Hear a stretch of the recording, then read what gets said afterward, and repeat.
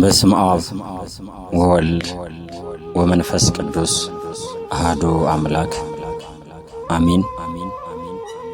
በክርስቶስ ክርስቲያን በወልድ ውሉደ እግዚአብሔር የተሰኛችሁ እግዚአብሔር ቤተሰቦች የቅድስት ድንግል ማርያም የአስራት ያደራ ልጆች በወደደን ባፈቀረን እስከ ሞት ድረስ ቤዛ በሆነልን በክርስቶስ ፍጹም ሰላም እንደምን አላችሁ?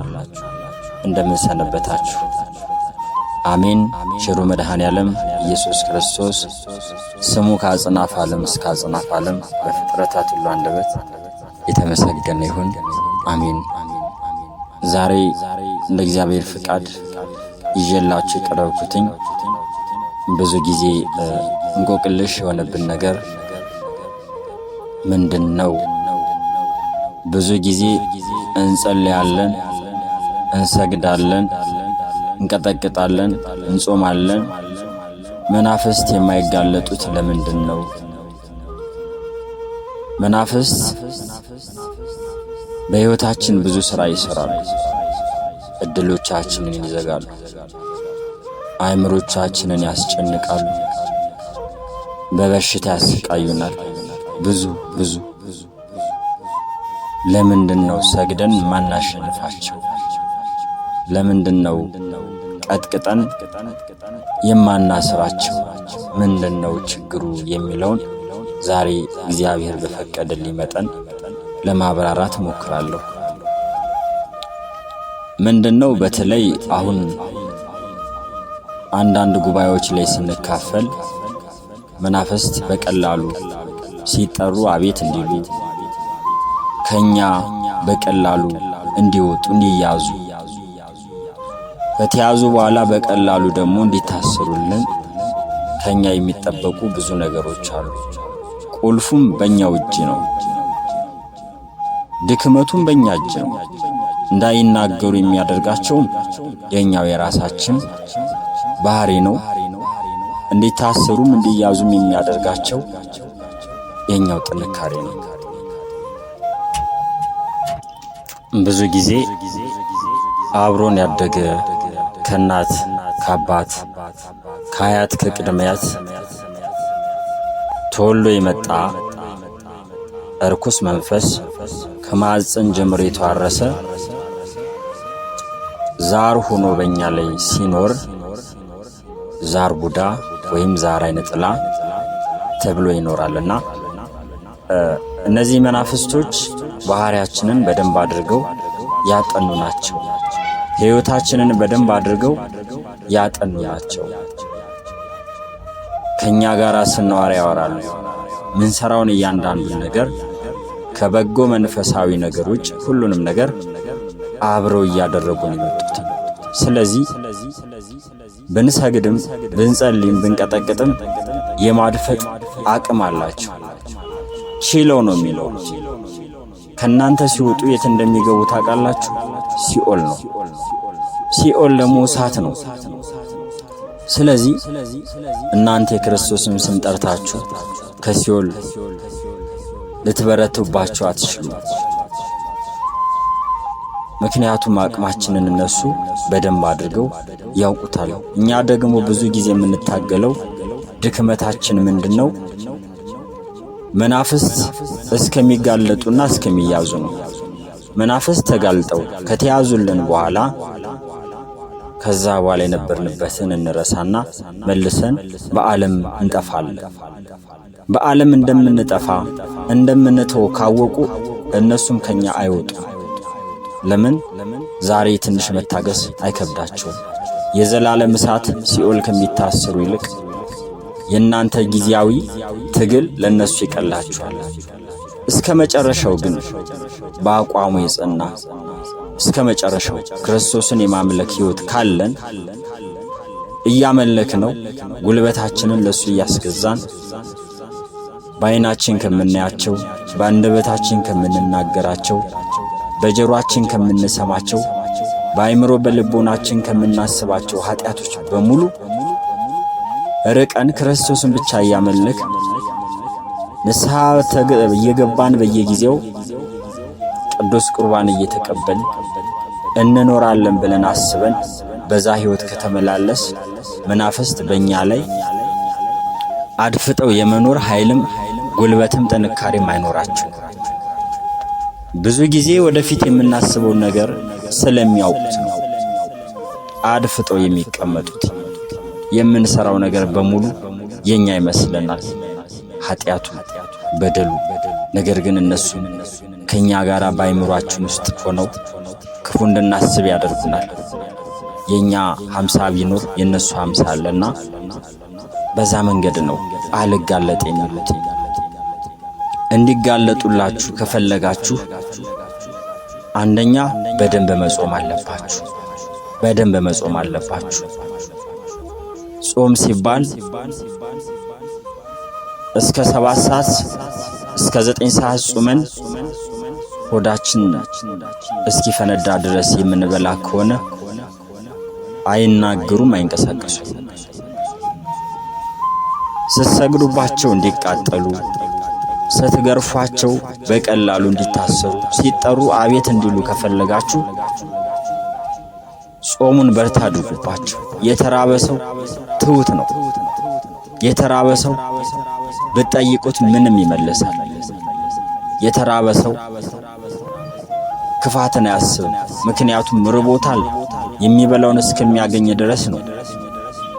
መናፍስትም ሲራቡ ሲጠሩ አቤት ይላሉ። ሲገረፉ በቀላሉ ይታሰራሉ። ስትሰግዱባቸው በቀላሉ ይቃጠላሉ።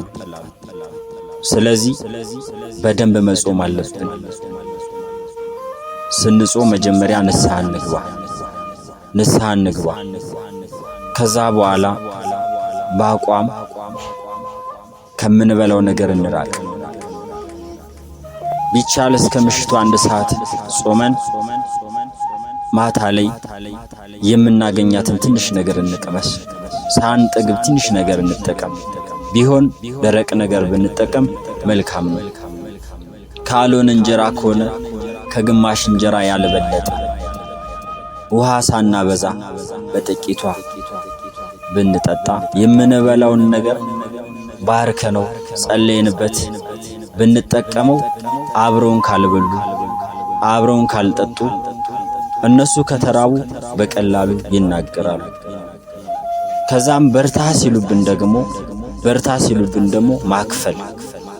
አክፍለን ቀን ሙሉ ጾመን አድረን ጧትም ቸኩለን ሳንበላ ብንችል ጸበል ተጠምቀን ካልቻልን ደግሞ በጧቱ ክፍለ ጊዜ ረዘም ያለ ስግደት ሰግደን ቀጥቅጠን ታሰሩ ብለን አድክመናቸው የምናገኛትን ትንሽ ነገር ጸበል ከጠጣን በኋላ ባርከነው ቀድሰነው ብንጠቀምና ብንመገብ መናፍስቶች በቀላሉ ይደክማሉ። ቁልፉ ነገር ያ ነው። አሁን ብዙዎቻችን እንሰግዳለን፣ ረጅም ስግደት እንሰግዳለን፣ ግን መንፈስ አይናገርም፣ ዝም ነው። መንፈስ አይጋለጥም፣ ዝም ነው። ለምን ይመስላችኋል? ረጅም ብንሰግድም እንበላለን። ከበሉ ደግሞ አይናገሩም። ከበሉ ከጠጡ አይናገሩም፣ ዝም ነው።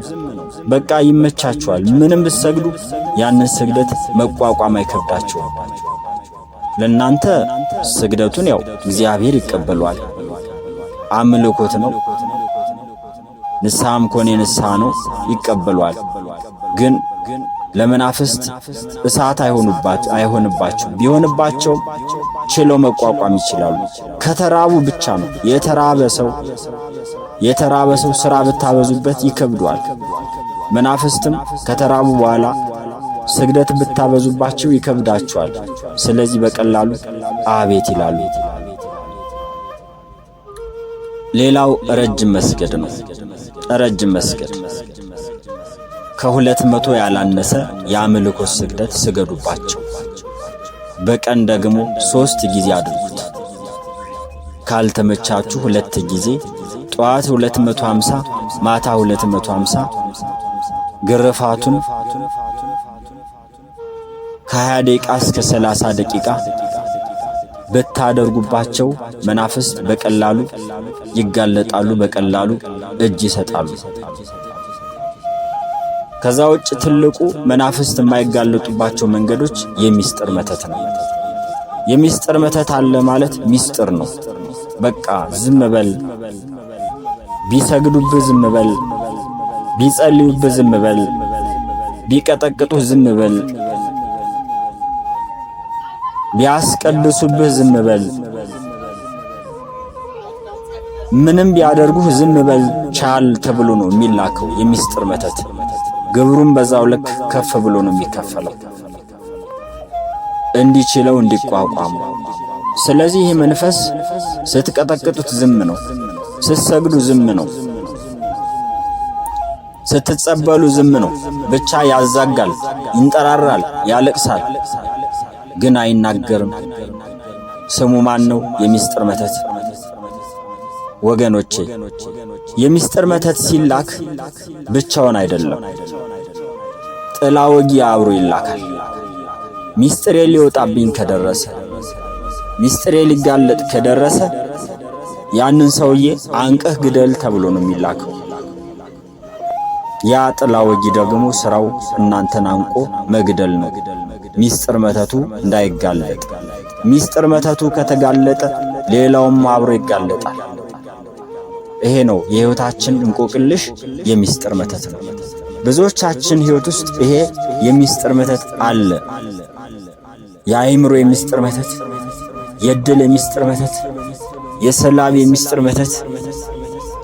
ግደል፣ ህይወቱን አባክን፣ ህይወቱን ጨለማ አድርግ፣ አብረው አንከረተው፣ የኔን በሽታ ለሱ አድርግ ተብሎ የሚላክ የሚስጥር መተት በሁላችንም ህይወት ውስጥ አለ። ዛሬ እንቆቅልሽ የሆነብን ያ ነው። ዛሮችና አይነጥላዎች ብቻ አይደሉም በህይወታችን ውስጥ አድፍጠው አልናገር ያሉ፣ ይሄ የሚስጥር መተት ስላለ ነው። ታዲያ ይሄን የሚስጥር መተት ለማሸነፍ ምን ማድረግ አለብን? እንዳልኳችሁ ከቅድሙ የተለየ አይደለም። ብዙ ጊዜ የሚስጥር መተት ድግምት ተብሎ አፍ ላይ ይደገማል። እንዳይናገር አፉን ያዘው። ለምን? በአፋችን ባንደበታችን ነው የምንናገረው። ከለፈለፈ በአፋችን ባንደበታችን ነው የሚናገረው። ስለዚህ አፍ ላይ ተቀመጠ ማለት አይናገርም፣ ይንጠራራል፣ ያለቅሳል፣ ያዛጋል ሲቃጠል፣ ግን አይናገርም። ጸበል ስትገቡም ዝም ነው፣ አፍ ላይ ነው ያለው። ስለዚህ ይህን የሚስጥር መተት የምታዋርዱት እንዳልኳችሁ ረጅም በመጾም፣ ረጅም በመስገድ፣ ረጅም በመቀጥቀጥ፣ ከልብ የመነጨ ልቅሶ በማልቀስ፣ ኃጢአታችንን በመናዘዝ ተልተሎ ንስሐ በመግባት፣ አልፎም ደግሞ ቢቻል ቅዱስ ቁርባን በመቀበል፣ ካልተቻለ ግን አሉብን ከምንላቸው ኃጢአቶች ሁሉ ነፃ በመሆን አንዳንዴ ደግሞ ከምንበላት ከምንጠጣት አካፍለን ለተቸገሩት ለኔ ቢጦች በቅዱሳን ስም ስንመጸውት እነዛ የምናስባቸው ቅዱሳን ከክርስቶስ በተሰጣቸው ቃል ኪዳን ይህን ጠላት ያዋረዱልናል። ከዛ ውጭ አፍ ላይ ለተቀመጠው ብዙ ጊዜ ዋናው መፍትሄ በጥርሳችን እምነት ማኘክ፣ የተባረከ ዕጣን ማኘክ፣ ስንሰግድ በጥርሳችን መስቀል አስነክሰን ማሰገድ፣ ጸበል በምንጠመቅበት ሰዓት ጥርሳችንን ማስመታት፣ በምንቀጠቅጥበት ሰዓት አፍ ላይ የተቀመጥክ ድግምት በጌታዬ በመድኃኒቴ በኢየሱስ ክርስቶስ ኃይልና ስልጣን ካንደበቴ ካፌ ላይ ተነስ እያልን እየቀጠቀጥን ወደ ግንባር ታሰር ካልነው ይታሰራል። እግዚአብሔርን ደግሞ በንባን ጠይቀው። እመብርሃንን ወላዲት አምላክ ሮሪቷን አዛኝቷን ኪዳነ ምሕረትን በንባን ጠይቃት። ይህን ጠላቴን አጋልጭልኝ አዋርጅልኝ እንበላት። ቅዱስ ሚካኤል ቅዱስ ገብርኤልን ቅዱሳን መላእክት ጻድቃን ሰማዕታትን ሁሉንም በጸሎት እንጠይቃቸው፣ እንለምናቸው። እውነት እኛ ክርስቲያኖች ኦርቶዶክሳውያን የማይደረግልን ነገር የለም። እኛ ግን ዘንግተናል። የተሰጠንን አናውቀው። ብዙ ነገር አለ የተሰጠን እና አባቶቻችን ፊት መንፈስ እንኳን በስልክ በቀላሉ እንዲዋረድልንና እንዲጋለጥልን ከፈለጋችሁ አሁን ያልኳችሁን አድርጉ። እነዚህ እንዳትረሱ። ረጅም ሰዓት መጾም፣ ረጅም መስገድ፣ ረጅም መቀጥቀጥ ሳንሰለች እስከ መጨረሻው በአምልኮት ሕይወት መኖር ቢቻለን እስከ መጨረሻው ቅዱስ ቁርባንን እየተቀበል ጸንተን ከክርስቶስ ጋር መኖር።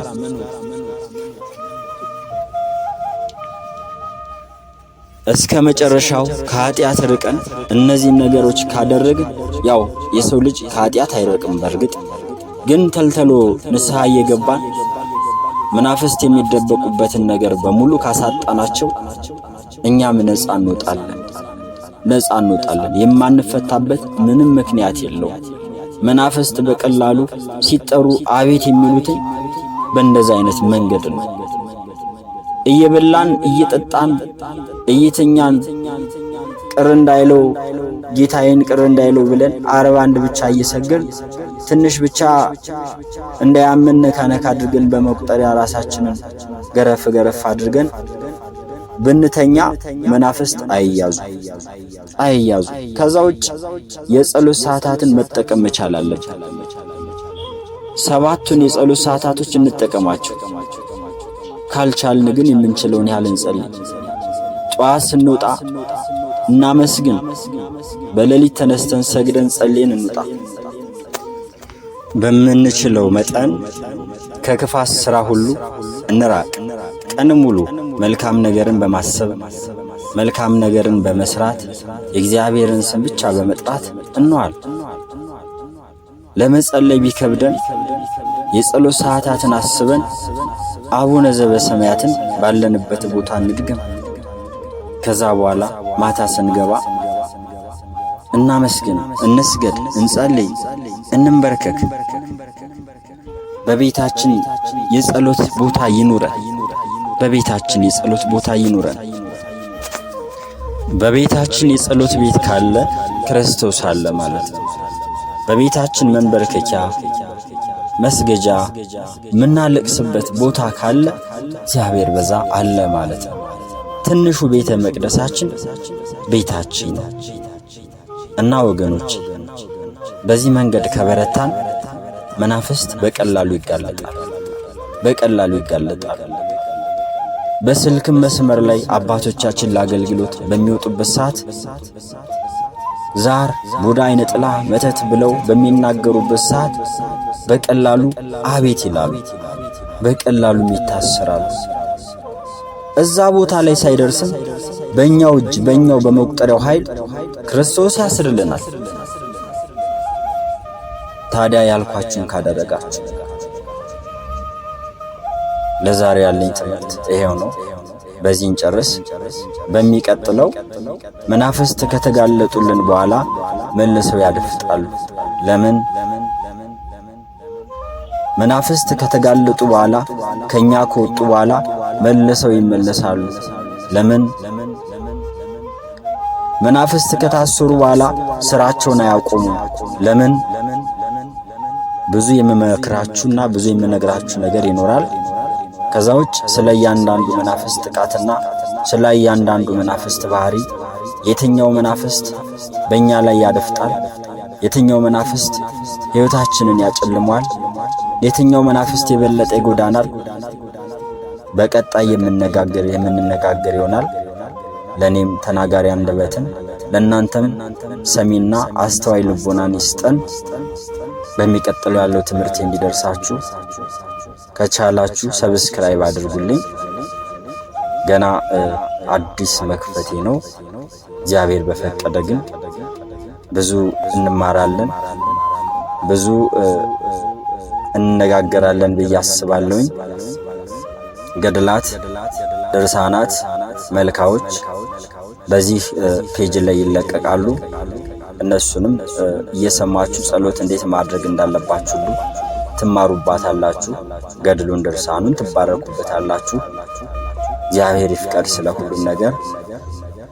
ከተመቻችሁ ከወደዳችሁት ላይክ አድርጉት፣ ሼር አድርጉት።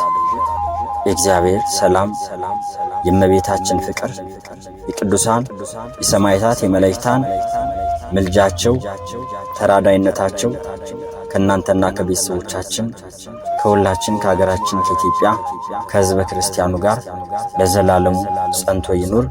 ሰላም እግዚአብሔር ከእናንተ ጋር ይሁን። ሰላም ዋሉ።